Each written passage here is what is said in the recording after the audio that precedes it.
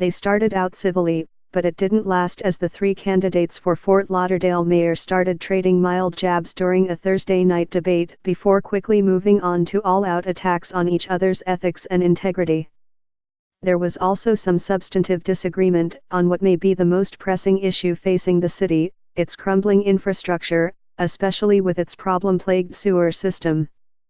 Two of the candidates, Charlotte Rodstrom and Dean Trantalis, were the most skeptical about the rapid pace of development in the city, which they blamed for overtaxing the infrastructure.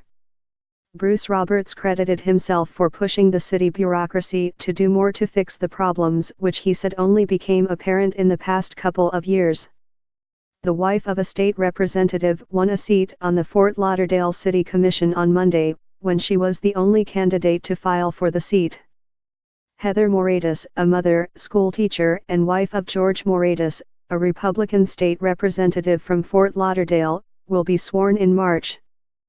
The wife of a state representative won a seat on the Fort Lauderdale City Commission on Monday, when she was the only candidate to file for the seat. Heather Moratis, a mother, schoolteacher, and wife of George Moratis, a Republican state representative from Fort Lauderdale, will be sworn in March. The three candidates for Fort Lauderdale mayor, Bruce Roberts, Charlotte Rodstrom, and Dean Trantalis, participate in a South Florida Sun Sentinel debate Thursday, January 4, 2018, at the Broward Performing Arts Center.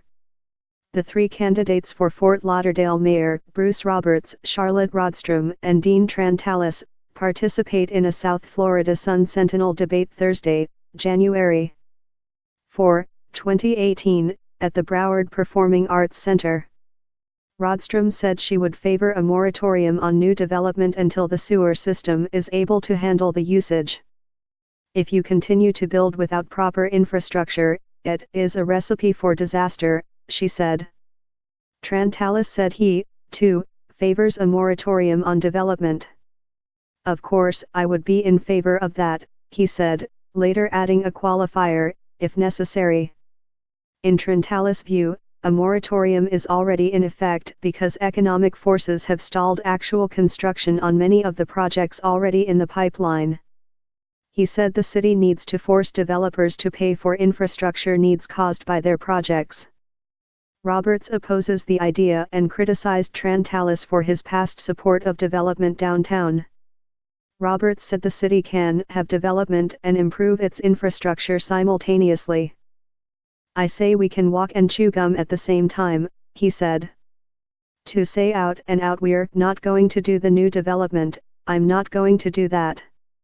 On one of the most controversial issues the city has faced in years, Roberts defended his support for a massive development of the Bahia Mar Resort complex. He defended his support, explaining he wasn't catering to the special interests. He said the marine industry supported the deal, hoping it would help preserve the Fort Lauderdale Boat Show. One of South Florida's most prominent political figures, Fort Lauderdale Mayor Jack Sealer, who has to leave the job in less than 7 months because of term limits, says he hasn't decided what he'll run for next and won't until after he leaves office in March.